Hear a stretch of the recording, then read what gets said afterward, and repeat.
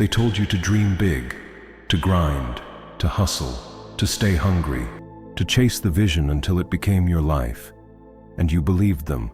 You set goals, you built routines, you sacrificed sleep, time, peace, thinking that someday it would all click. That one day you'd reach the top and it would finally feel like enough. But it didn't. It still doesn't. Because no one told you that success by itself is a moving target.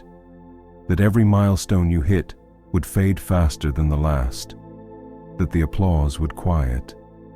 And that the silence left behind wouldn't feel like peace, but like loss. They sold you the dream, but never mentioned the price. And now, you're paying in exhaustion, disconnection, and a quiet voice inside that keeps asking, why doesn't this feel good? Because ambition isn't the lie. The lie is what they attach to it. That success equals happiness. That more equals better. That your worth is measured by your output. That burning out is a badge of honor. That being constantly productive means you're winning. But here's the truth they never print on posters. Ambition, unchecked, becomes a trap. It turns your life into a ladder you never meant to climb, a race you forgot you entered, a performance with no audience that cares. And the higher you go, the further you drift from yourself, from the version of you that once cared deeply, felt fully, existed without needing to earn their place. But you were taught to trade presence for progress. So you did. And somewhere along the way, you stopped noticing the cost. Because the system rewards the grind. It validates your numbness. It claps when you lose sleep. It celebrates when you ignore your body. It calls it drive when you abandon your relationships. And it only asks how much, never why. But now you're starting to ask, because you're tired, not just physically, existentially. You reached the place they told you to aim for, and it's empty. You look around and wonder if you were chasing the right thing, if the ladder was ever even leaning on the right wall, and this thought haunts you more than failure ever did. What if you succeeded at becoming someone you never wanted to be? Because somewhere along the way, you forgot why you started. You used to want to create, to connect, to feel something real. But now it's all metrics, all output, all performance. The fire that once fueled you has become a checklist, and you've started mistaking movement for meaning, tasks for purpose, momentum for direction. They told you to find your passion and turn it into a job, so you did, and now it's a job, stripped of spontaneity, of soul, of joy, because no one tells you what happens when you monetize meaning, when you convert identity into branding, when your value becomes your productivity, and your worth is determined by reach, numbers, results. You become a machine, efficient, driven, empty. You wake up and your first thought is the next task. Your last thought is what you didn't finish. You're not living, you're optimizing. And in the quiet moments, the ones you used to fill with breath, with presence, there's nothing, just tension, pressure, noise. Because now the goal isn't to feel alive, it's to not fall behind. And here's the worst part. Even when you win, it doesn't fix the ache. The promotion, the launch, the milestone, they come, they go, and you're still there, searching for a high that never lasts, a purpose that feels real, a version of success that actually nourishes you, not drains you. But the system isn't built for nourishment. It's built for output. It doesn't care if you're fulfilled. It only cares that you're producing. So you produce. You keep pushing, because slowing down feels like failure, because resting feels like laziness, because silence feels like death. And the scariest question keeps creeping back in. Who am I if I'm not achieving something? They sold you success like a drug. The first hit was free, the compliment, the like, the you're going places, and from there you got hooked. But like all addictions, The high fades, the doses increase, and suddenly, you're not chasing growth, you're chasing relief. Relief from the pressure, relief from the voice that says, you're not doing enough. Relief from the fear that rest means irrelevance. You think you're ambitious, but what if you're just afraid to stop? Aldous Huxley once wrote, "Most human beings have an almost infinite capacity for taking things for granted, and ambition might be the clearest proof. We build entire lives on goals we never questioned. We chase status symbols we don't even want. And when we arrive, we don't celebrate. We panic, because the next goal is the only thing standing between us and collapse. So we keep running, not because we're brave, but because we're terrified of stillness. Stillness forces questions we've avoided for years. What do I actually want?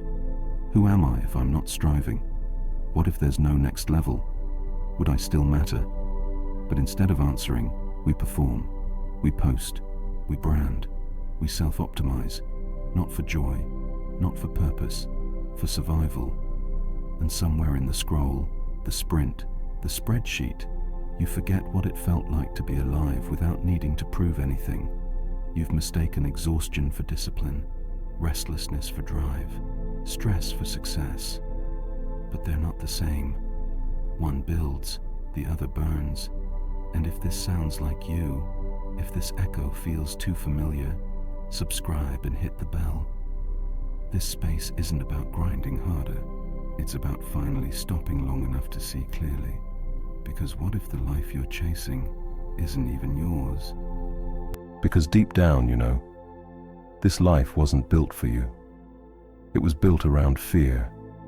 Fear of being average. Fear of being forgotten. Fear of sitting still long enough to feel everything you've been running from. So you built momentum. You built systems. You built a version of you the world could admire, even if it meant burying the version you could love. And you wore that mask so well, even you started to believe it.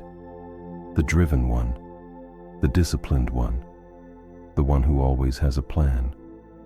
But who are you when there's no more plan, no more chase, just you and the silence? That silence is the one thing ambition can't prepare you for, because in that silence the truth speaks, and it doesn't speak in goals. It speaks in grief. Grief for the time lost trying to impress people who were never watching. Grief for the parts of you that were neglected in the name of being productive. Grief for the moments you could have just existed, without performing, without building, without optimizing. You realize you've been busy surviving a life you don't even remember choosing, and slowly, the grind loses its grip. You start to feel it crack, the urgency, the identity, the myth. You begin to wonder if ambition is just another distraction, a polished form of escape, a way to avoid the pain of just being here now without becoming something more. And in that wondering, something shifts. You stop needing the next milestone. You stop calculating your worth in progress. You stop thinking of yourself as a project, and you start asking different questions. What if I don't need to be more? What if I just need to be? Not to prove, not to earn, just to live. Not for legacy, not for applause, but for peace. And it's in that moment of pause, not the sprint, that something real wakes up. Because peace doesn't perform, it doesn't post, it doesn't need a reason to exist. And that's what makes it so terrifying and so rare.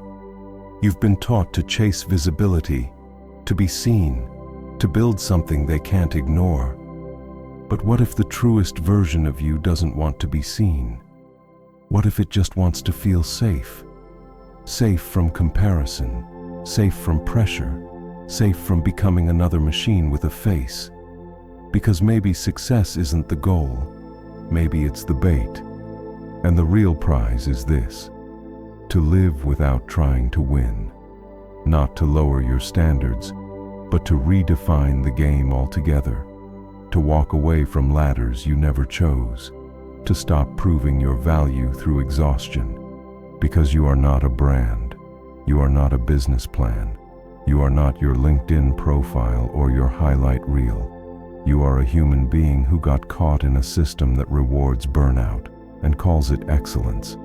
But now, you know. Now, you see. And once you see, you can't unsee. You can't unknow. You can't go back. You can only choose what comes next. Maybe that's rest. Maybe that's quiet.